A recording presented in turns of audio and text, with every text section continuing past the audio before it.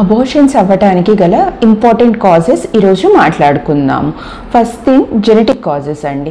Genetic causes అంటే both ఆడవాళ్ళలో కానివ్వండి, అబ్బాయిల్లో కానివ్వండి, జన్యుపరంగా ఏమైనా లోపాలు ఉన్నా అబోర్షన్స్ అయ్యే ఛాన్సెస్ ఎక్కువగా ఉంటుంది. సెకండ్, అమ్మాయికి వచ్చేసరికి ఏమైనా comorbidities like medical conditions, hyper tension, diabetes, anaemia ఇలా ఏమైనా ఉన్నా అవి కూడా అబోర్షన్స్ కాజ్ చేస్తాయి.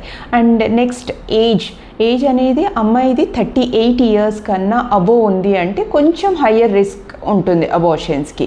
అండ్ థర్డ్ వచ్చేసి అబ్బాయిది స్పర్మ్ DNA ఫ్రాగ్మెంటేషన్ ఎక్కువగా ఉన్నా కూడా దో ఫర్టిలైజేషన్ అయ్యి ఎంబ్రియో ఫామ్ అయినా అది సస్టైన్ అవ్వకపోవచ్చు.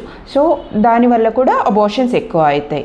అండ్ ఫిఫ్త్ వన్ వచ్చేసరికి యూట్రైన్ అనామలీస్, పుట్టుకతో యూట్రస్ మాల్ ఫార్మేషన్స్ లేదు అంటే యూనికార్నియేట్ యూట్రస్, బైకార్నియేట్ యూట్రస్ లేదు, సెప్టమ్ ఇలాంటివి, గర్భసంచిలో పొర ఉండటము ఇలాంటివన్నీ కూడా అబోర్షన్స్కి ఛాన్సెస్ ఎక్కువగా ఉంటుంది.